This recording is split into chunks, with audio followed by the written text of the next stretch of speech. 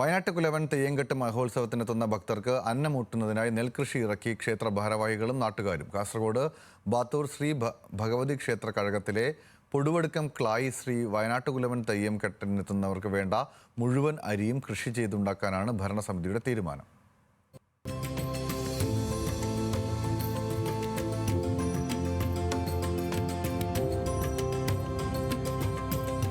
വർഷങ്ങളായി തരിച്ചു കിടക്കുന്ന വയലിലാണ് നെൽകൃഷി ഇറക്കിയത്.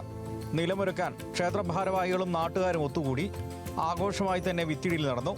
കോടമ്പേളൂർ പഞ്ചായത്ത് പ്രസിഡന്റ് TV ജയചന്ദ്രൻ ആദ്യ വിത്തിറക്കി. ദേവസ്ഥാനത്തോട് ചേർന്ന് കിടക്കുന്ന 5 ഏക്കർ വയലിൽ ഇനി തെയ്യങ്കെട്ട് മഹോത്സവത്തിനുള്ള നെല്ല് വിളയും.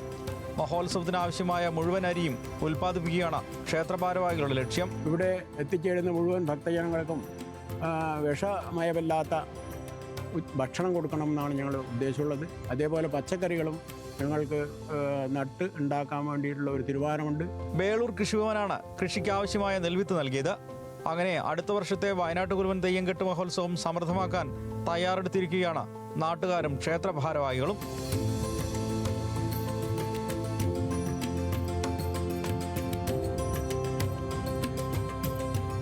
ന്യൂസ് മലയാളം, കാസർഗോഡ്.